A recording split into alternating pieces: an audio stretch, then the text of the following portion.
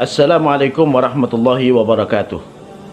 Para pemirsa Sakinah TV yang dimuliakan Allah Subhanahu wa taala, banyak sekali pertanyaan terkait dengan e-money. E-money karena kita di mana-mana nggak bisa bertransaksi kecuali menggunakan e-money. Kita ke supermarket atau kita ke minimarket atau kita masuk tol, ya kita nggak bisa bertransaksi, nggak bisa mendapatkan manfaat dari fasilitas yang ada, ya kecuali kita memiliki e-money. Bahkan di beberapa tempat parkir ya harus menggunakan kartu OVO dan lain-lain. Ya kita juga kita menggunakan fasilitas ojek online juga kita dengan e-money juga.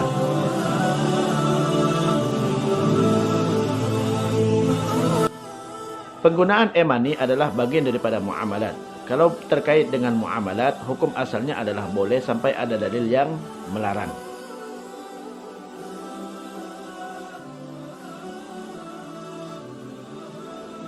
Kaidah di dalam ilmu fikih disebutkan, ya, al-aslu fil muamalat al-ibahah hatta ya'ti dalilut tahrim. Hukum asal muamalat adalah boleh hingga ada dalil yang mengharamkan. Termasuk kita menggunakan e-money juga, itu juga masuk kategori hukumnya boleh selama ya terhindar dari hal-hal yang diharamkan di dalam muamalat. Yang banyak salah difahamin oleh masyarakat bahwa Islam banyak mengharamkan. Ini yang salah. Justru Islam banyak membolehkan dibandingkan mengharamkan. Makanya di dalam Al-Quran Allah cuma berbicara yang haram-haramnya saja. Yang haram gak banyak. Yang haram gak banyak. Yang haram dalam muamalat adalah cuma 3. Yang pertama gharar, transaksi yang gak jelas. Yang kedua maisir, judi. Yang ketiga adalah riba, yaitu transaksi riba, yaitu dengan membungakan hutang. Jadi itu 3 hal yang dilarang di dalam muamalat. Nggak banyak, ya. Banyak orang bertanya tentang hal-hal terkait dengan transaksi muamalat. Hukum asalnya boleh hingga ada yang mengharamkan. Begitu juga e-money. E-money juga hukumnya boleh selama yang pertama terhindar dari hal-hal yang diharamkan dalam muamalat. Jadi transaksinya jelas, ya. Kita baca dulu kesepakatan kita dengan penerbit kartu e-money, ya. Yang kedua adalah biaya-biaya yang dia tarik dari kita itu jelas peruntukannya untuk apa, dan itu masuk kategori ujroh atau upah. Ya, boleh dia menerapkan upah, boleh.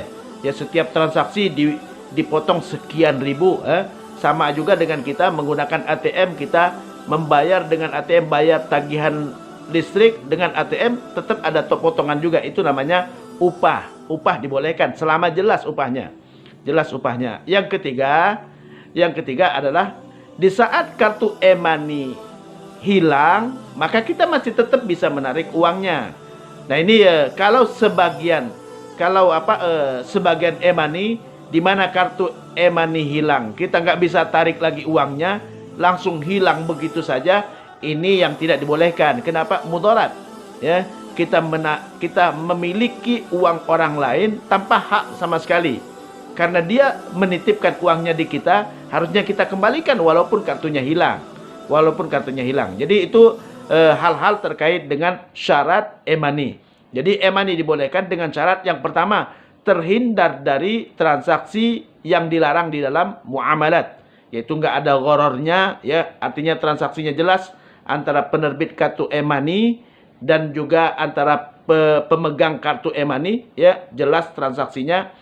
Kemudian tidak ada unsur ribanya, nggak ada unsur judinya, maka dia termasuk kategori yang dibolehkan. Yang kedua adalah kalau hilang maka uang bisa ditarik. Kalau nggak bisa ditarik lagi maka itu mudarat bagi pemegang kartu e-money. Yang ketiga, uang yang kita tempatkan, ya, di penerbit kartu e-money itu ditempatkan di tempat yang menggunakan sistem syariah, ya.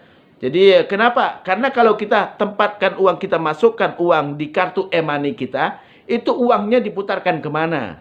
Jangan sampai mereka gunakan untuk meminjamkan ke orang lain dan mereka mendapatkan hasil keuntungan yang mereka tanamkan di bank konvensional dan mereka dapat bunganya dan bunganya diberikan kepada kita. Maka itu kita mendapatkan bunga, berarti mendapatkan bunga dari uang yang kita titipkan di penerbit kartu e-money. Jadi prinsipnya kartu e-money hukumnya dibolehkan selama transaksinya terhindar dari hal-hal yang dilarang di dalam Islam, yaitu gharar, yaitu transaksi yang nggak jelas. Yang kedua judi.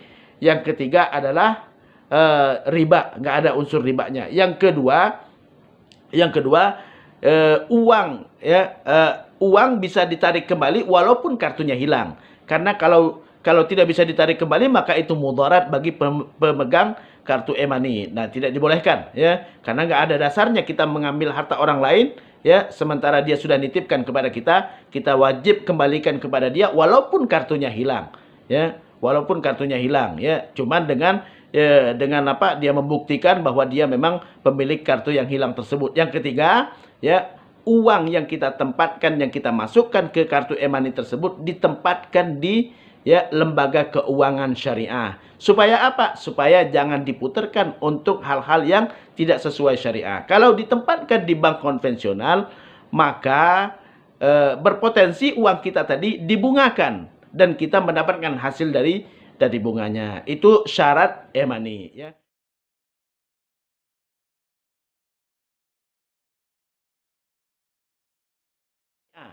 Apakah kita boleh menggunakan kartu e-money? Ya, semua uang yang di kartu e-money yang ada masih ditempatkan di bank konvensional misalnya.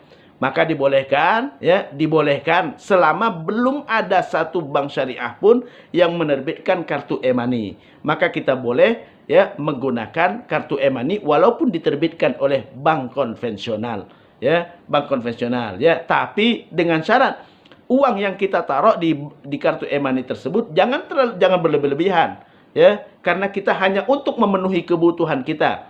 Kebutuhan itu di dalam ilmu fikih dinamakan dengan al-hajah. Al-hajah, kalau al-hajah tidak dipenuhi, maka kita mengalami kesulitan, ya, dalam menjalani hidup, ya. Kita kalau nggak punya kartu e-money, kita nggak bisa masuk tol. Kalau kita nggak punya e-money, gitu kan, kita nggak bisa memanfaatkan lahan parkir tertentu yang hanya menerima kartu e-money. Maka kita boleh memiliki kartu e-money walaupun diterbitkan oleh bank konvensional selama, ya, tidak ada bank syariah yang menerbitkan atau kartu e-money yang diterbitkan oleh bank syariah belum, ya, seluas penggunaannya dibandingkan kartu e-money yang diterbitkan oleh bank konvensional. Maka dibolehkan. Kenapa? Karena masuk kategori al-hajah. Dalam kaidah fikih disebutkan al-hajah tunazzal manzilatat darurah. Kita memenuhi hajat kebutuhan kita. Di saat tidak terpenuhi kita mengalami kesulitan, adalah hukumnya sama dengan darurat. Darurat membolehkan yang tidak dibolehkan. Jadi boleh, tapi dengan syarat uang yang kita tempatkan di kartu e-money tadi hanya sekedarnya untuk memenuhi kebutuhan kita saja. Artinya jangan berlebih-lebihan. Jangan sampai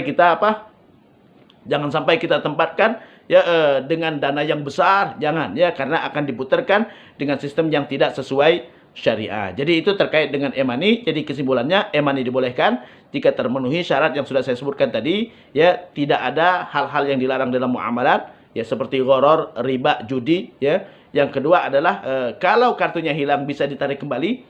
Yang ketiga adalah ditempatkan di bank syariah atau dengan sistem syariah, ya. Dan juga tadi ada satu syarat lagi yang saya lupa menyebutkan, ya, kalau ada potongan-potongan maka dijelaskan di dalam transaksi, ya, dan itu adalah merupakan upah atau ujrah bagi bagi penerbit kartu e-money. Demikian, mudah-mudahan bermanfaat. Wabillahi taufiq wal hidayah wal afu minkum jami'an. Wassalamualaikum warahmatullahi wabarakatuh.